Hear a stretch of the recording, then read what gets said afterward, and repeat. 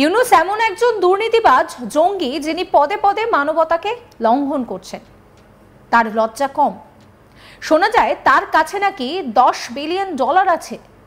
গরিবদেরকে শোষণ করে এই টাকা করেছেন। তাই দেশকে ইউনূসের হাত থেকে রক্ষা করার জন্য প্রতিরোধ গড়ে তুলুন।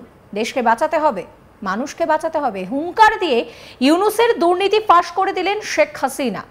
সেই সঙ্গে তিনি দেশবাসীকে প্রতিরোধ গড়ে তোলারও ডাক দিলেন। তিনি সম্প্রতি এক অডিও বার্তায় বলেন যে ইউনূস এমন এক দুর্নীতিবাজ জঙ্গি যিনি পদে পদে মানবতাকে লঙ্ঘন করে যাচ্ছেন, যার লজ্জা কম। গ্রামীণ ব্যাংকে তিনি যখন কাজ করতেন তখন নিয়ম ছিল এমডি পদে 60 বছরের বেশি কেউ চাকরি করতে পারবে না। তিনি ওইসবের তোয়াক্কা করেননি। এমডি থাকলে টাকা কামাতে পারবে, টাকা পাচার করতে পারবে। শোনা যায় তার কাছে নাকি $10 বিলিয়ন আছে। গরিবদের শোষণ করে এই টাকা করেছেন। আমিও দায়ী, তাকে সবচেয়ে বেশি সুযোগ তো আমিই দিয়েছিলাম। আমি এখন জনগণের ভোটে নির্বাচিত, তাই দেশকে ইউনূসের হাত থেকে রক্ষা করার জন্য তুমুল প্রতিরোধ গড়ে তুলুন। দেশকে বাঁচাতে হবে, মানুষকে বাঁচাতে হবে। শেখ হাসিনার সেই অডিও ক্লিপ শোনাবো আপনাদের।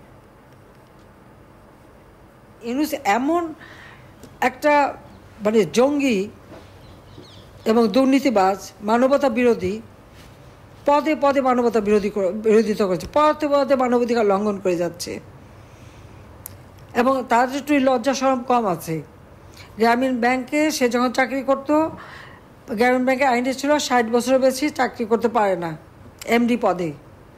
সে ওসবের তোয়াক্কা করেনি, কারণ এমডি থাকলে পয়সা কামাতে পারে, পয়সা পাচার করতে পারে। এই যে শত শত কোটি টাকা, তার নাকি $10 বিলিয়ন আছে শোনা যায়। তো এগুলি যে আসছে সব তো গরিবরে ওই যে ঋণ দিয়ে ওখানে তাদের কাছে মোটা অঙ্কের সুদ খেয়ে তাদের রক্ত চুষিয়ে তো বানানো। আর আমিও দায়ী, কারণ তাকে সবচেয়ে বেশি সুযোগ আমি দিয়েছিলাম। কাজেই পদ্মা সেতু টাকা বন্ধ করলো ওই এমডি পদের জন্য। তার এটা মাথায় আসলো না যে এটা আইনে আছে, এই আইনটা তাকে মানতে হবে, এইটুকু বোধ তার নেই। স্বার্থের জন্য যা কিছু তাই করতে পারে। নিজের ক্ষমতা যখন এখন ডাকাতি করে ক্ষমতা নিয়ে বসে আছে। আমি তো রিজাইন করিনি, আমি তো এখনও জনগণের ভোটে নির্বাচিত সংবিধান মোতাবেক। কিন্তু সেখানে যখন একেবারে শুধু গেলে তো শুধু আমাকে না, আমার সাথে যারা ছিল আরও অনেক মানুষ মারা যেত। যাক, আমি যেভাবে আমি কোন মতে কোন থেকে আমাকে নিয়ে আসা হয়েছে, সরিয়ে দেওয়া হয়েছে, সেটা আলাদা কথা। হয়তো থাকলে আরও রক্তপাত হতো, কিন্তু সেই রক্তপাত তো বন্ধ হয়নি। তো এই অবস্থান দেশটাকে তারা নিয়ে যাচ্ছে কোথায়? কাজে এখানে খালি নির্দেশের অপেক্ষা না, যার যার এলাকায় শেষে জনগণকে সাথে নিতে হবে। কারণ আজকে সব শ্রেণীর মানুষ কষ্ট পাচ্ছে। যে দেশটায় কোনো খাওয়া পড়ার অভাব ছিল না, সেখানে আজকে হাহাকার। তো এই মানুষের জন্য তো সারা জীবন আমার বাবা কষ্ট করেছেন, আওয়ামী লীগের নেতা কর্মীরা কষ্ট করেছে, তখন অন্য কোনো দল ছিল না। আজকে সেই দেশটাকে ধ্বংসের দিকে নিয়ে যাচ্ছে ইচ্ছাকৃতভাবে। কারণ যত দরিদ্র থাকবে তত বেশি ক্ষুদ্র ঋণ দিয়ে মোটা অঙ্কের সুদ খেতে পারবে। এইটাই তাদের একমাত্র কাজ, গরিবের রক্ত চুষে খাওয়া।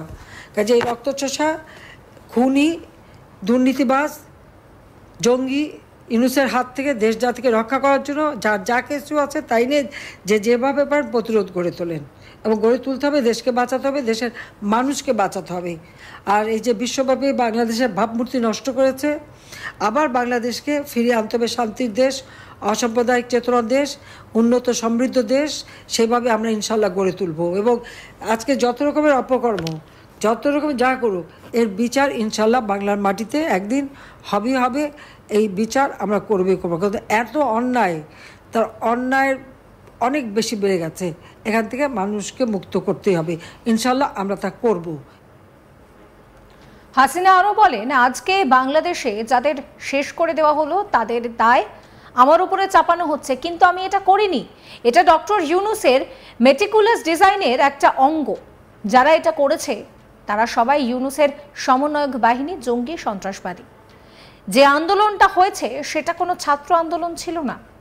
কি বলছেন তিনি, শুনুন। ছাত্ররা যখন আন্দোলন করলো 24 7 জুলাই, তখন তো তাদের গায়ে কোনো হাত দেওয়া হয়নি, কিচ্ছু করা হয়নি। মেয়েরা তো রাতভর মিছিল করেছে।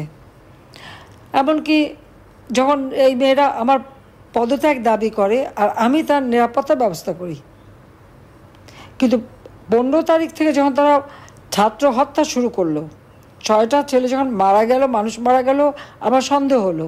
সাথে সাথে আমি জুডিশিয়াল ইনকোয়ারি কমিটি করে দিলাম তদন্ত করবার জন্য, কিন্তু সেই তদন্ত তো করেনি। আমি 3 জন হায়ার করে জজ নিয়ে 3 সদস্য বিশিষ্ট জুডিশিয়াল এনকোয়ারি কমিটি করলাম। প্রথম করলাম 18 জুলাই, এরপরে করলাম 1 আগস্ট।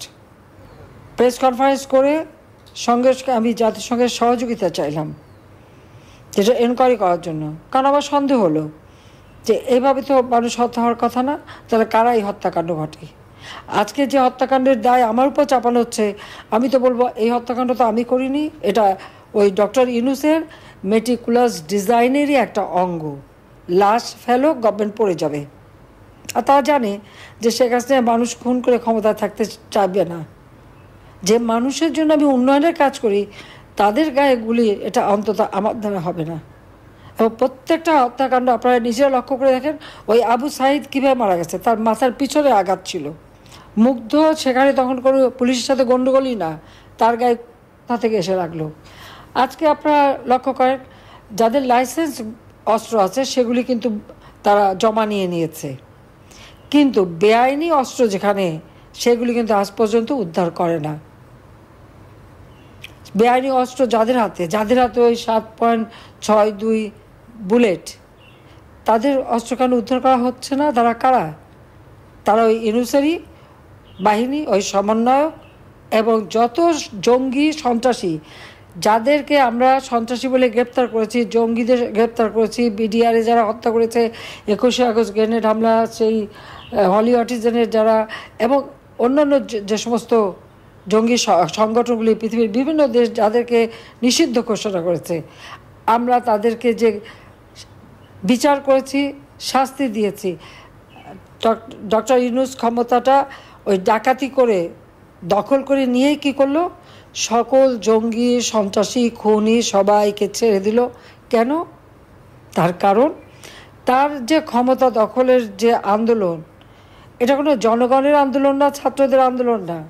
হ্যাঁ, ছাত্রদের বা অনেকে বিভ্রান্ত করেছিল, সে তার ওই মেটিকুলাস ডিজাইনের মাধ্যমে অপপ্রচার করে করে বিভ্রান্ত কিছুক্ষণের জন্য করেছিল, কিন্তু প্রকৃতপক্ষে কেউ যদি গভীরভাবে চিন্তা করে দেখেন এগুলি কিন্তু সেই জঙ্গিদের ব্যবহার করেই কিন্তু সে ক্ষমতা দখল করেছে। সেই কারণে তাদের প্রতি কথা দেওয়া ছিল, কৃতজ্ঞতা স্বরূপ তাদের সবাইকে মুক্তি দিয়ে দিয়েছে।